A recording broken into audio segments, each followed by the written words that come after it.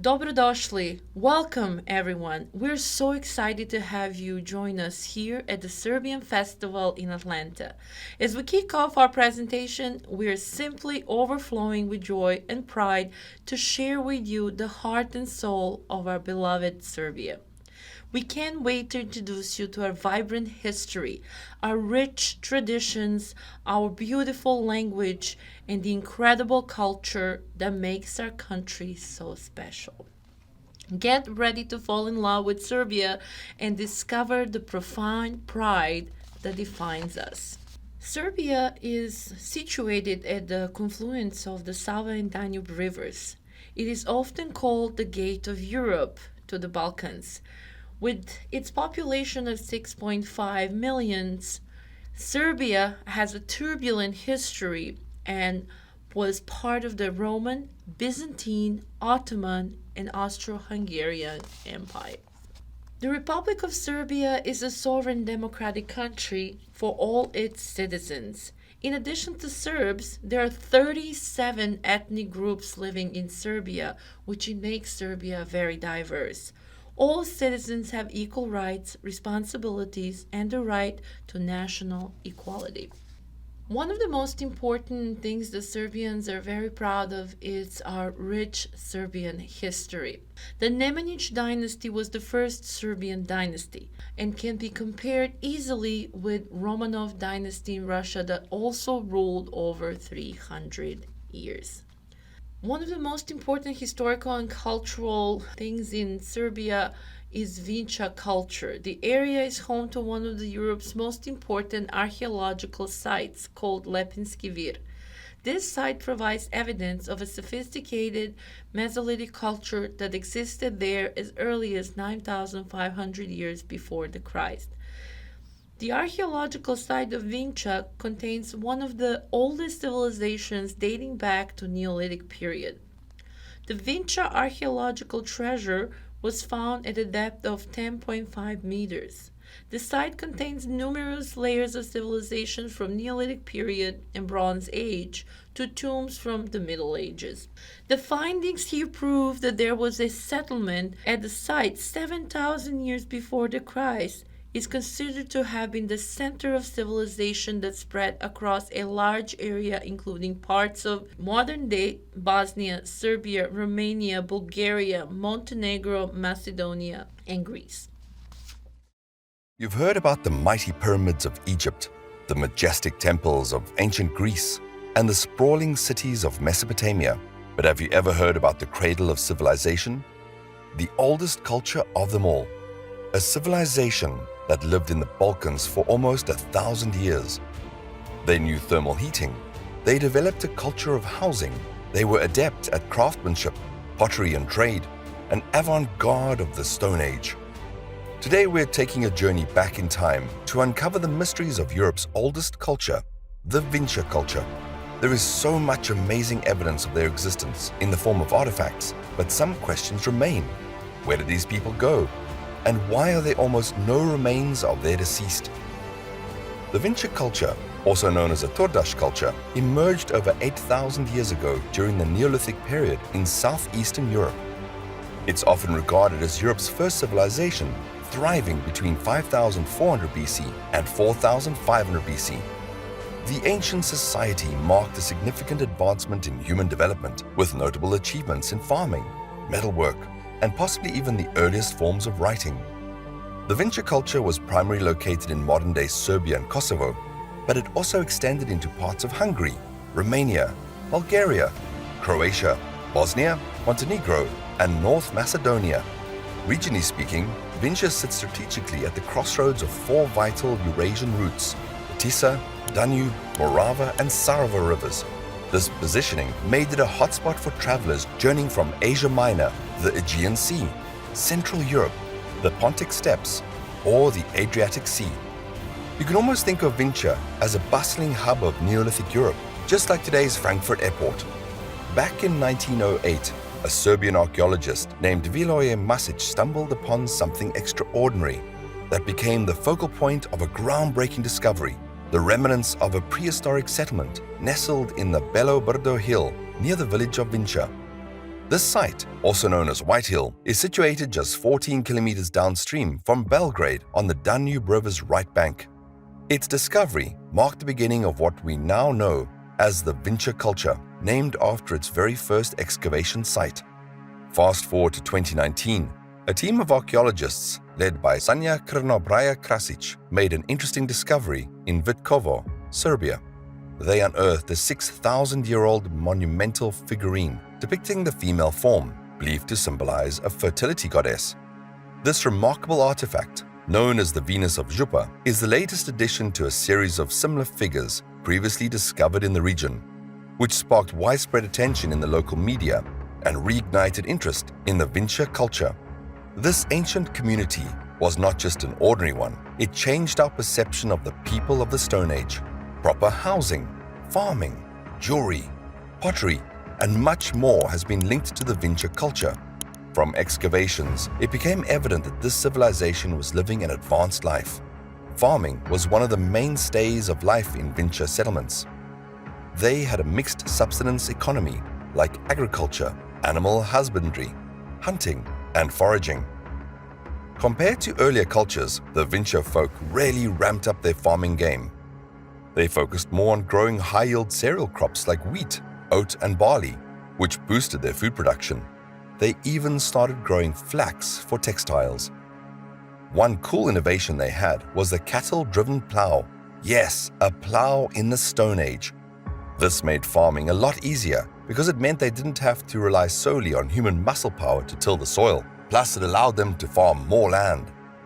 Some areas where farming wasn't as easy to do were still used by the Vinča people. They practiced transhumant pastoralism, which basically means they moved their livestock to different areas depending on the season. This helped them find better grazing land and access to stone and mineral resources. These ancient communities, part of the Vinča Danube civilization, thrived in settlements that were remarkably large for the Neolithic era, housing hundreds to even thousands of people. Imagine bustling towns made of clay and wattle and daub construction, with sturdy foundations of stones and gravel holding them up. These settlements dwarfed even the cities of later Bronze Age civilizations in the Aegean and Near East by 1,000 years. Another important archaeological and historical place in Serbia is Sirmium, or the Roman Imperial Palace. Did you know that 18 Roman emperors, or 1/5 of all Roman emperors, were born on the territory of today's Republic of Serbia? Sirmium was the city in the Roman province of Pannonia, located on the Sava River on the site of modern Sremska Mitrovica in Vojvodina in Serbia. For several decades, Sirmium, modern Sremska Mitrovica, Serbia, was one of the most important places in the Roman Empire. It had been a significant frontier post for decades. In fact, many 3rd century emperors were born here. But it was only towards the end of the 3rd century, when Galerius chose it as its capital, that Sirmium came into its own. It thus became, along with Thessaloniki, Nicomedia, and Milan, one of the centers of the new tetrarchic system. The palace we're looking at was built during the first years of Galerius's reign. This is a model of tetrarchic Sirmium. The imperial palace was in the lower left, now in the center of your screen. As you can see, it was adjoined by a hippodrome. That meant that the palace here in Sirmium, like its counterparts in Thessaloniki, Milan, and Nicomedia, and of course the Palatine in Rome, was adjoined by a large entertainment center. This was deliberate. It allowed the emperors, as they later would in Constantinople, to address the public and show themselves beside the palace. The palace has only been partially excavated. The portion we're looking at now was uncovered during construction in the late 50s. It appears to belong to the residential part of the palace. We're looking here at the area through which the palace was entered, a large courtyard, in the center of which was a tetrarchionion, literally a 4-columned monument, which appears to have contained porphyry statues of the tetrarchs. Beyond the courtyard were a series of cubicula and reception rooms. Not much remains above foundation height, but as you can see, the mosaic floors are still preserved. In many cases, there are several levels of mosaics, which attest to various renovations of the palace.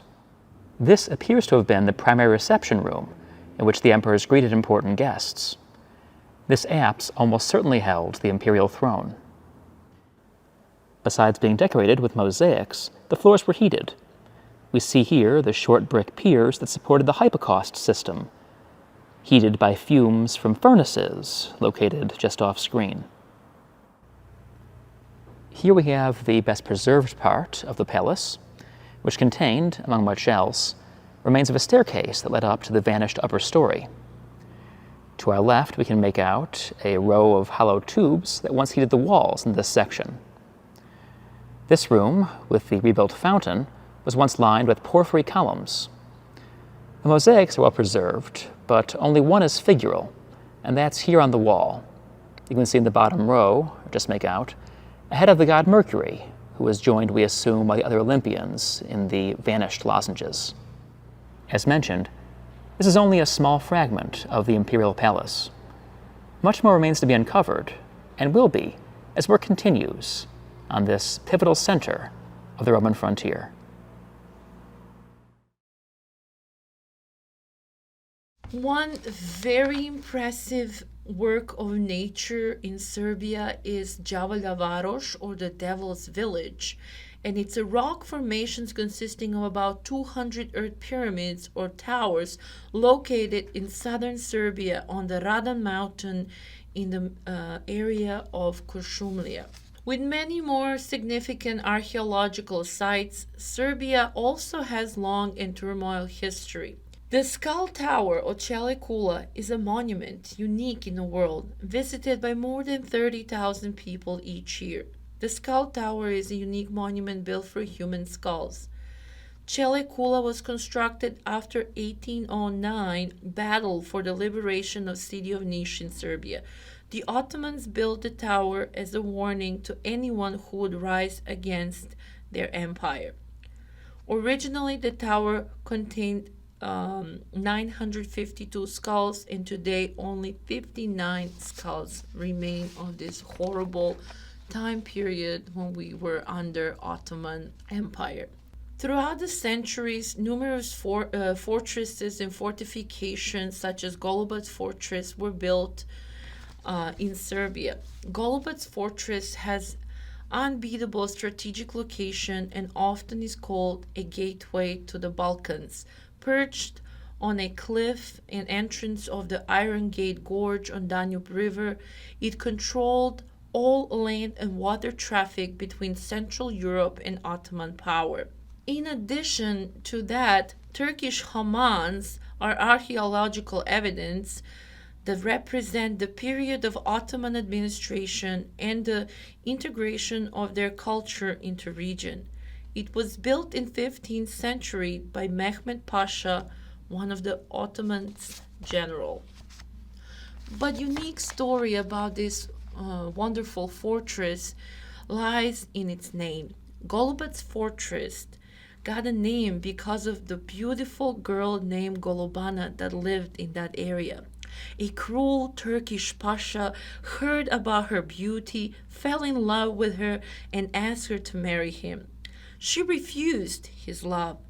In his rage, the pasha tied Golubana to a rock in the middle of the river opposite of the large fortress.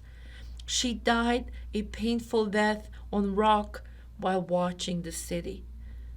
The city was later named after her, Golubac city. Đerdap Gorge was one of the most important national parks in Serbia. The Đerdap Gorge is considered the largest gorge in Europe. It is approximately 100 kilometers or 62 miles long, stretching from Golubac to Tekija. Đerdap Gorge has an area of exceptional biodiversity, containing more than 1,100 plant species and many rare and protected animal species, including lynx, bears, and wild birds. In 2020, the wider area was designated as UNESCO Global Geopark, the first of its kind in Serbia, recognizing its outstanding geological and cultural heritage. The gorge was a crucial strategic and economic route for the Roman Empire. Emperor Trajan ordered the construction of military road along the river banks, an incredible feat of engineering. The Tabula Triana, a memorial plaque carved into the rock face, and the remains of Trajan Bridge testify to this period. A Roman memorial plaque was built in 103 AD. It's located on Serbian side of the Iron Gates Gorge on the Danube River. It was part of the major engineering project that included Trajan's Bridge, which helped the Romans conquer Dacia. The plaque was moved to a higher location in the 1960s to save it from raising water levels and can now only be seen from the river. One of the most important landmarks or monuments of Belgrade in Serbia is Kalemegdan Fortress.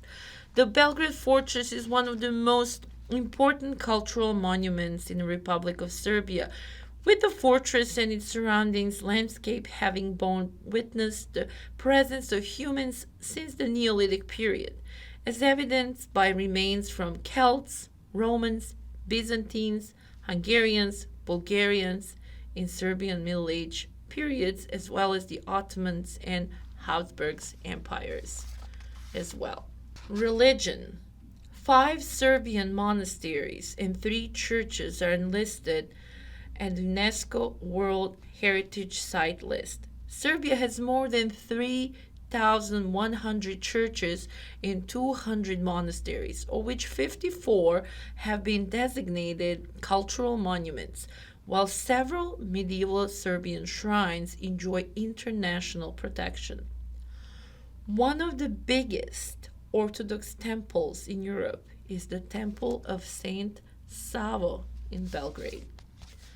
And if you take a look, you can see that it resembles very much Hagia Sophia, that was the first ever Orthodox cathedral built by Emperor Justinian, the ruler of Byzantine Empire. Saint Sava Cathedral took a very long time to be finished, if you can see 1935 to 2004, because some of the factors that contribute to this were the World War II and the communist era. Communists were banning anything to do with a church or religion because they've seen a church as a symbol of Serbian nationalism and an obstacle to their anti-religious ideology. Another factor that contributed to this was political obstruction. For 40 years, the Serbian Orthodox Church repeatedly applied for permission to resume constructions of St. Sava Cathedral, but it was denied. It wasn't until 1984 that government finally granted permission for continuing construction. St. Sava Cathedral is a stunning modern example of Byzantine art. One of the largest mosaics collections in the world, and it covers 17,000 square meters. It's crafted from Murano glass and gold-plated tiles. They follow Orthodox iconography. The most impressive piece is a central dome which depicts the Ascension of the Christ. And if you take a moment, you can scan the QR code and you'll be able to go to a virtual tour of St. Savo Cathedral. Cathedral also has a grand carved iconostas with icons that serve as the windows into heaven. All art and architecture work together, link the cathedral to the legacy of the Byzantine Empire. Another important religious gem in Serbia is Monastery Studenica. A religious building of exception and beauty and importance for the entire Serbian Orthodox world is located 60 kilometers from city of Kraljevo. Studenica is the oldest Serbian monastery. It represents the endowment of Stefan Nemanja, who created it in 1190. Studenica is dedicated to Assumption of Mary, and its significance can be seen through Serbian history. Another important Serbian religious monument is Žiča Monastery, a truly magical religious building in which 7 Serbian kings were crowned. Ranks high among the most impressive Serbian monasteries. It is the endowment of Stefan Prvovenčani, who was married there in 1217. Žiča is located also very close to Manastir Studenica that we just talked about. One of the most well-known Serbian monasteries in the world is Mileševa, or the Keeper of the White Angel. And it's called this because of the beautiful fresco of White Angel. In 1963, the fresco was sent as a message in a first satellite broadcast signal from Europe to America in 1963, after the Cuban Missile Crisis, as a symbol of peace and civilization. The fresco is a celebrated masterpiece of medieval European religious art. According to experts, its importance lies not only in the technique, but also in the profound symbolism. It shows the Archangel Gabriel, also known as the White Angel, sitting on a rock and revealing Christ's empty tomb to the mirror bearers, a scene that represents the resurrection and eternal life. The angel's calm expression radiates tranquility, symbolizing the Christian principles of peace and hope. One of the most important Serbian traditions is Slava. Slava tradition is an important ethnic marker of Serbian identity. The slogan "Gde je Slava, tu je Srbin," where there is Slava, there is a Serb, was raised as a Serbian national identifier. The Slava is a family annual ceremony and celebration of their patron saint. It is a tribute to the family's first ancestor who was baptized into Christianity, with its presiding saint. The family patron saint is passed down from father to son, and only males are allowed to carry out the Slava tradition. Upon marriage, women typically adopt the patron saint of their spouse. It's a wonderful day to celebrate all the blessings that God has given us and to rejoice in a beautiful food and beautiful company of our friends and family. Another important Serbian tradition is folklore dance. Serbian folklore dance, particularly the circle kolo dance, is a cornerstone of a national's cultural identity and a living form of its history. More than just art form, it serves as a powerful symbol of communal unity, with dancers joining hands to form a circle that represents solidarity and a collective spirit at social gatherings, festivals, and weddings. Passed down through generations, these dances are also a historical record, with each region's unique steps and costumes preserving local traditions and historical narratives. This deep cultural significance and role in unifying communities are why the dance was recognized by UNESCO as intangible cultural heritage of humanity. When you look around our museum today, please take time and look at these beautiful folklore costumes and clothing items from different parts of Serbia.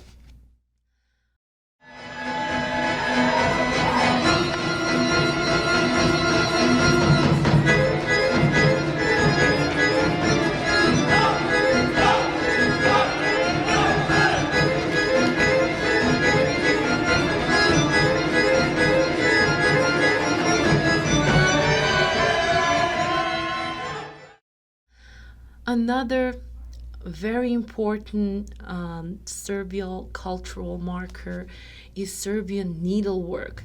It's a fundamental part of national cultural history and heritage, serving as a visual language of identity and a historical record passed down through generations. Crafts like crochet or heklanje and knitting of socks like priglavci are deeply symbolic, representing not only regional styles and a folklore, but also the love and care within families. Through every stitch and pattern, Serbian needlework preserves a rich history and tells the story of community, tradition, and artistry.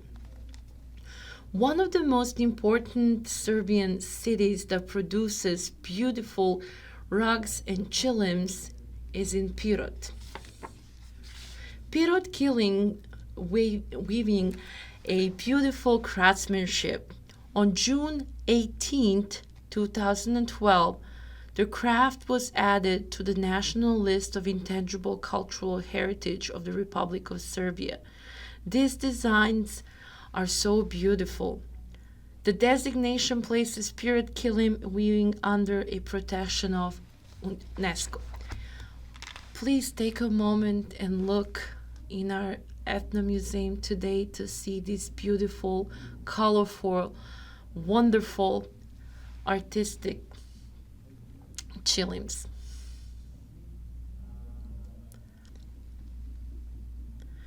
Serbian language and alphabet are important cultural marker for Serbian people.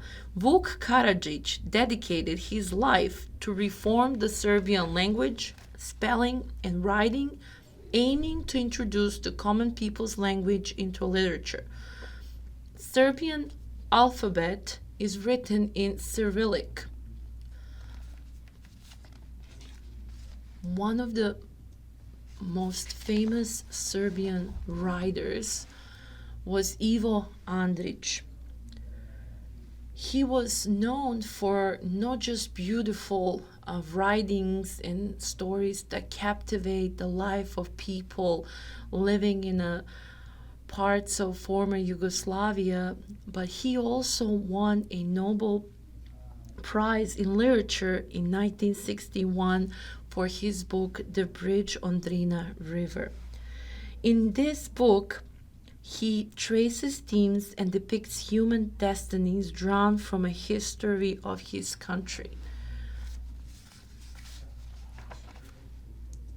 Another very significant historical manuscript in Serbian history is Miroslav's Gospel. The Miroslav Gospel is a manuscript dating from 1180. It is one of the most important examples of artistic influences traveling between West and the East during the Middle Ages. Miroslav Gospel is considered the most precious and significant document in Serbia's cultural heritage due to its unique style, beauty, and influence on later manuscript in the region and the medieval Europe.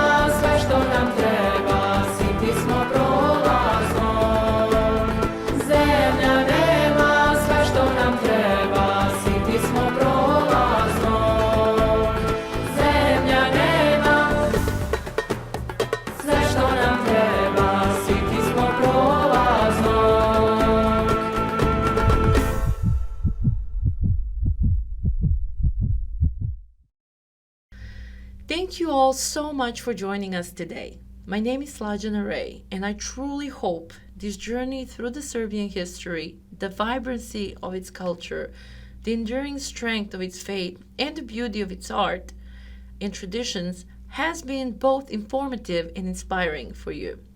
As the founder of Ethno Museum, it brings me immense joy to host our annual Serbian festival in this magnificent space once again. This museum is a labor of love dedicated to preserving our Serbian heritage.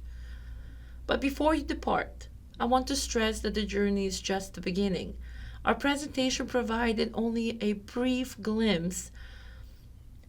Fascinating collection of this museum is waiting for you to personally explore. I truly encourage you to stay and explore the rest of these beautiful artifacts throughout the museum. Take your time, wander the exhibits, and let the remaining pieces of our heritage tell their stories.